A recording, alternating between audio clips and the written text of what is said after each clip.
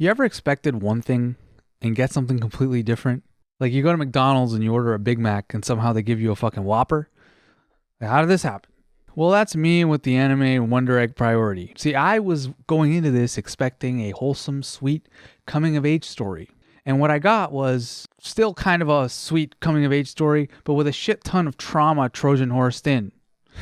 Alongside a healthy dose of symbolism and Alice in Wonderland-esque surrealism. You know, I haven't really made any videos about anime up till this point. Most of my videos have been pretty focused on books, but I've been watching this weekly as it comes out, and I keep thinking about it. It keeps worming its way into my thoughts, so I kind of want to get it off my chest, and I think genuinely that this is a good series to recommend to people who mostly read or even just have a keen eye for good writing. So I ended up making this video. I guess tentative title, Why You Should Watch Wondereggpriority, or WEP.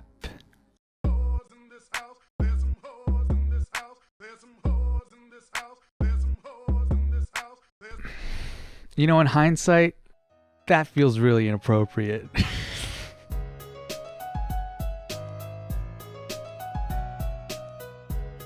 So, wondereggpriority is a series all about trauma, guilt, emotional baggage, and healing. It follows this teenage girl named Ai Oto who went through something traumatic, experienced something very disturbing, and then withdrew into herself, stopped going to school and all that, and now finds herself in this surreal dream world where she is tasked with helping and protecting other girls who went through something kind of similar to her. And by doing this, she can do something that I don't want to spoil. But there's a reason why this is happening to her. The takeaway from all that is that the subject matter is pretty heavy, so consider this a content warning if you're not feeling quite up to something with that heavy and potentially triggering subject matter at this moment. What makes this series so great in the context of anime is not just the story that it's telling, although the story it's telling is very good, but it's how it tells that story. The anime as a medium is filled to the brim with like blatant exposition and style over substance storytelling and a heavy reliance on the same old tropes that people just continue to eat up without even using their forebrains, I swear to God. I'm not trying to sound like an elitist here, because I like a good shonen as much as the next guy. Like half my room is Dragon Ball Z merch. You can't see it, but it's like all on that side. And I also love My Hero Academia, which to many people is probably emblematic of what I'm talking about.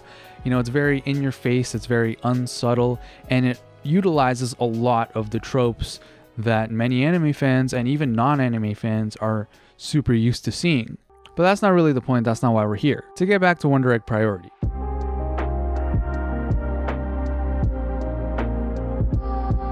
The point is that while commonly used tropes can still be very good when they're executed well, wondereggpriority is still a breath of fresh air because it kind of avoids all this conventional storytelling. It throws it all to the side and does its own thing and tells a story that feels very deliberate. And what I mean by that is that it really encapsulates the idea of show don't tell, which is a classic writing technique / piece of advice that I'm not really qualified to teach people about, but I think it's pretty self-explanatory, it's pretty intuitive. Show don't tell is essentially conveying information to the audience without having to spell it out for them. You know, let them feel the impact of what you're showing them instead of saying that there is an impact so that they can jot that down.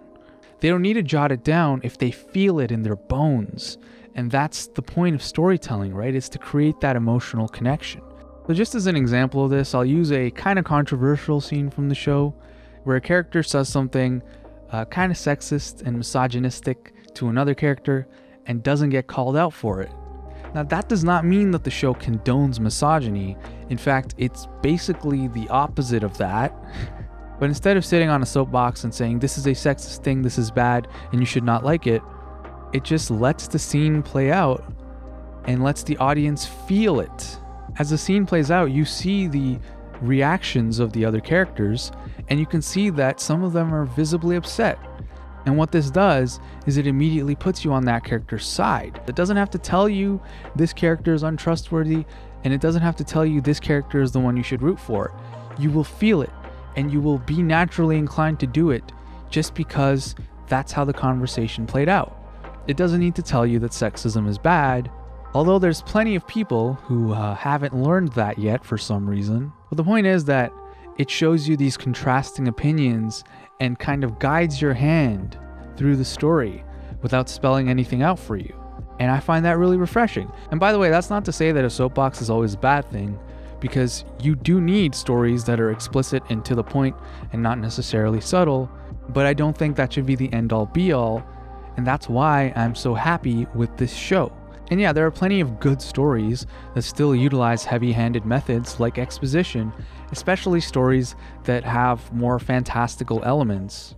のタイプに大別されます。物の持つ働きや力を強くする強化系、オーラを飛ばす放出系、オーラを物質化する具現化系。これら5つとは違う他に類のない特殊なオーラ、これは特質系と呼びます。生まれ持つオーラが強化系ならば、当然強化系の能力の覚えが最も早く力もつきます。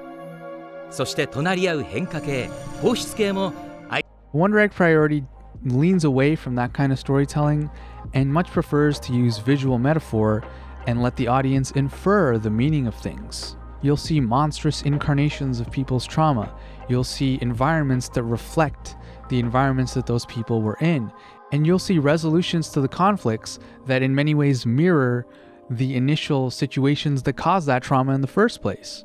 I mean, just look at this shit. What is this? And throughout the course of its runtime so far, because it's not over yet, mind you, the series explores a variety of different situations that can cause trauma in younger people, like abusive authority figures, unhealthy obsessions, or just plain old bullying, old reliable, unfortunately. And it also shows the different ways young people cope with this trauma. Some people internalize it and start to blame themselves for everything that's happened to them. Some people use frivolity and humor to distract and deflect from their inner emotions and avoid coming to terms with things. And some people just withdraw into themselves and are scared of trying new things and jumping out into the world again because of the trauma that they've gone through. Also, low-key, when I saw these two with their masks on, I didn't even register it for like 10 whole minutes because I'm just so subconsciously used to it now. Like, my brain was just, yeah, of course, they're wearing masks. It's COVID season. Why wouldn't they be wearing masks? Please save us from this purgatory. I'm fucking tired, bro. But anyways, what were we talking about? Oh, right, young people dealing with trauma. So I think the best example of that in this show is Rika, a former pop idol who started insulting one of her biggest fans because that fan was spending an unhealthy amount of money on her. She starts putting that fan down and starts disparagingly referring to her as her wallet. Her attitude is very frustrating and kind of entitled. It's definitely a pain in the ass to deal with, but the show does such a great job of conveying that all of this is a coping mechanism for her. It's a way for her to deal with the guilt that she's feeling about this person who was in her life, about this person who was in many ways reliant on her. If you've ever read up on the concept of parasocial relationships, which is kind of a hot topic right now because of the explosion of Twitch and streaming and all that, then you know how unhealthy these types of relationships with celebrities can be. And so Rika found herself in this rock and a hard place kind of situation, in this parasocial relationship, and she did what she thought was best. But no matter what she did, it would have created guilt, either enabling this girl or shutting her down the way that she did. And it makes complete sense that a teenage girl would have trouble coping with that guilt and might be a little bit frustrating to deal with as a result of it.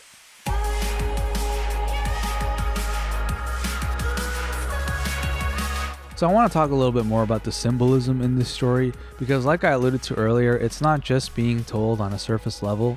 So in this symbolic dream world, our girl I is helping these other girls, and these other girls are literally born from broken eggs. But why exactly does this happen? How does this happen?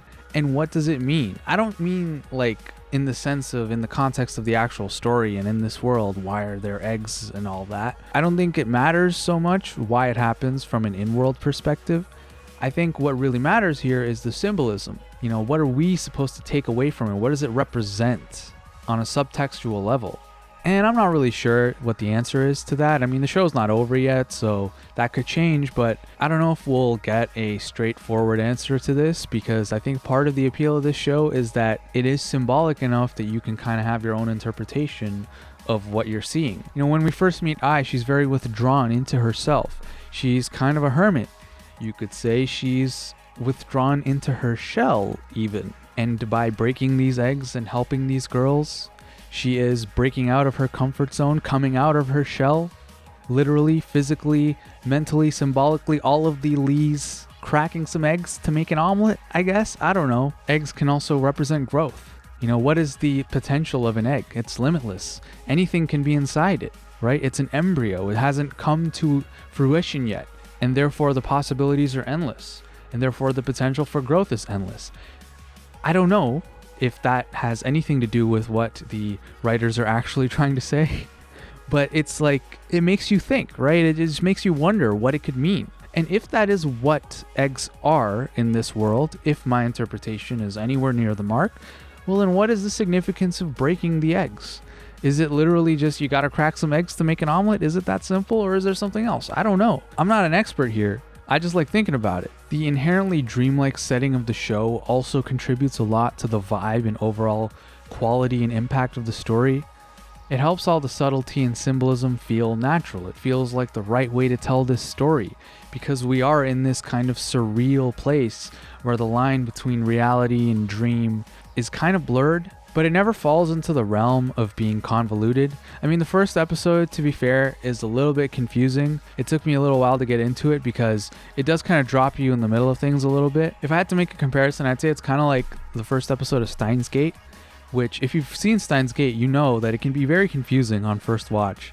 But the quality of the production and the fact that this was made by people who know exactly what they're doing is so obvious that even if you're not quite sure what's going on, it puts you in that headspace where you have faith in the storytellers to bring you in the loop as you keep watching. Whereas if it was made without as much confidence, without as much finesse, you would just literally be confused and be like, well, I'm not watching this. I don't know what the hell's going on. So the point is, this is a tightly written narrative that leaves a lot up to interpretation, but never loses its audience. It never loses control of the story. It has a firm but subtle hand that guides you through it the entire time in the direction that it wants you to go. And that is a very, very difficult balance to strike.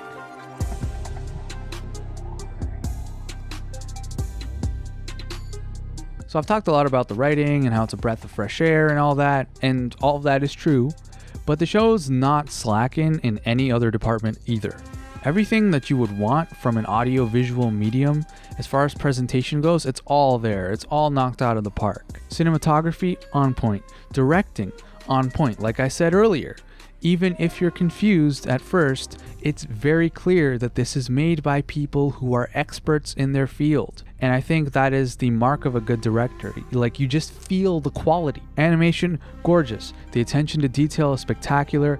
I find myself impressed in simple interactions with just the subtlety, you know, the body language, the facial movements, the hair, everything about it is just done to a level that you won't see in a lot of comparable shows. I wouldn't describe this as an action show, but when there is action, it's still beautiful. It's still very well done, very well choreographed, very well animated. The colors are gorgeous. I can't with this show.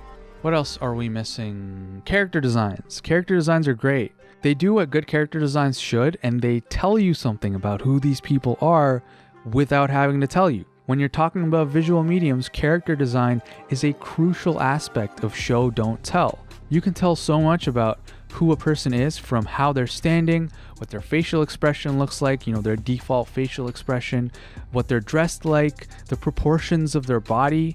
Maybe not so much in real life on that one, but when it comes to an animated medium, then yes, proportions are a huge tell in terms of character. The dialogue flows really well. It feels like how teenagers would actually talk and interact with each other. Like, it's so good. So long story short, this show is worth your time. Even if you're not really an anime fan, even if you're like, oh, anime, isn't that like the Dragon Ball and the Naruto? Forget all that. Forget all your preconceived notions. This is just great storytelling. It is detached from any negative trope or association that you might have with anime, unless something goes horribly wrong after I record this video, because the show's not done yet. I just want to make that clear. So don't blame me if it shits the bed at the end. But I've said all I have to say. Please let me know how you feel about this show if you've seen it. And if you liked the video, feel free to drop some love. And if you didn't like the video, feel free to drop some constructive criticism. I'm very new at this, so the constructive criticism is actually very, very appreciated. As long as you're not an asshole. See y'all whenever it is. I don't know when it'll be. Hopefully in a week. I hope it's in a week.